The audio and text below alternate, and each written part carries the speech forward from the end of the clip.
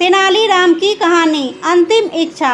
समय के साथ साथ राजा कृष्णदेव राय की माता बहुत वृद्ध हो गई थी। एक बार वह बहुत बीमार पड़ गईं। उन्हें लगा कि वे शीघ्र ही मर जाएंगे। उन्हें आम से बहुत लगाव था, इसलिए जीवन के अंतिम दिनों में वे आम दान करना चाहती थीं। सो उन्होंने राजा से ब्राह्मणों को आमों को दान करने की इच्छा प्रकट की। वह समझती थी कि इस प्रकार दान करने से उन्हें स्वर्ग की प्राप्ति होगी।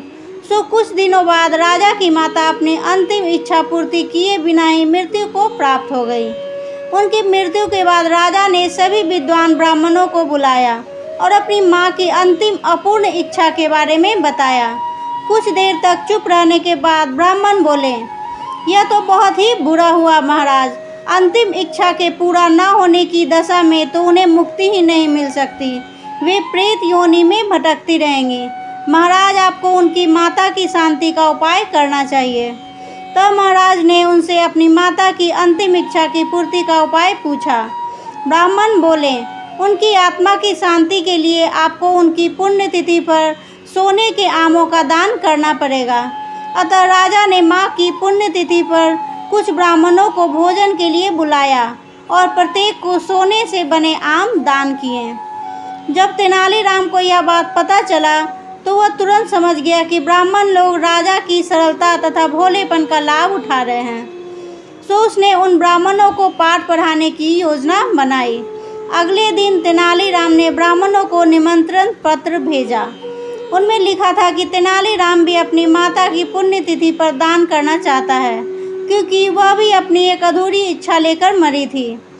जब से उसे पता चला कि उसकी माँ की अंतिम इच्छा पूरी न होने के कारण प्रेत योनि में भटक रही होगी, वह बहुत ही दुखी है और चाहता है कि जल्दी उसकी माँ की आत्मा को शांति मिले। ब्राह्मणों ने सोचा कि तेनालीराम के घर से भी बहुत अधिक दान मिलेगा, क्योंकि वह शाही विदूषक है। सभी ब्राह्मण निश्चित दिन तेनालीराम के घर पहुँच गए। ब्राह्मणों को स्वादिष्ट भोजन परोसा गया। भोजन करने के पश्चात सभी दान मिलने की प्रतीक्षा करने लगे। तभी उन्होंने देखा कि तेनालीराम लोहे के सलाखों को आग में गर्म कर रहा है। पूछने पर तेनालीराम बोला, मेरी माँ फोड़ों के दर्द से परेशान थी। मृत्यु के समय उन्हें बहुत तेज दर्द हो रहा था। इससे पहले कि मैं गर्म सलाखों से उनकी सिकाई करता, वह मर चुकी थी। अब उनकी आत्मा की शांति के लिए मुझे आपके साथ वैसा ही करना पड़ेगा जैसे कि उनकी अंतिम इच्छा थी। यह सुनकर ब्राह्मण बौखला गए। वे वहां से तुरंत चले जाना चाहते थे। वे गुस्से में तेनालीराम से बोले कि हमें गर्म सलाखों से दागने पर तुम्हारी माँ की आत्मा को शांति मिलेगी। नहीं महाशय, मैं झूठ नहीं बोल रहा। यदि सोने के आम दान में देने से महाराज की माँ की आत्मा को स्वर्ग में शांति मिल सकती है, तो मैं अपनी माँ की अंतिम इच्छा क्यों नहीं पूरी कर सकता। यह सुनते ही सभी ब्राह्मण समझ गए कि तेनालीराम क्या कहना चाहता है। वह बोले, तेनालीराम, हमें क्षमा करो। हम वे सोने के आम तुम्हें दे देते हैं, बस तुम हमें जाने दो। तेनालीराम ने सोने के आम लेकर ब्राह्मणों को जाने दिए। तेनालीराम ने सोने के आम लेकर ब्राह्मणों को जाने दिया, परंतु एक लालची ब्राह्मण ने सारी बात राजा को जाकर बता दी। यह सुनकर राजा क्रोधित हो गए और उन्होंने तेनालीराम को बुलाया। वे बोले, यदि तुम्हें सोने के आम चाहिए थे तो मुझसे मांग लेते। तुम इतने लालची कैसे हो गए कि तुमने ब्राह्मणों से सोने के आम ले लिए।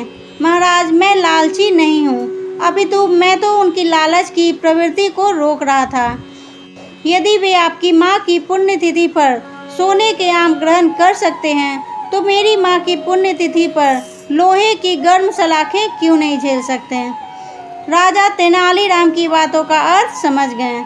उन्होंने ब्राह्मणों को बुलाया और उन्हें भविष्य में लालच त्यागने को कहा। दोस्तों, मेरी वीडियो पसंद आ रही तो इसे लाइक करें, शेयर करें, सब्सक्राइब करें। तब तक के लिए थैंक्स फॉर वॉचिंग।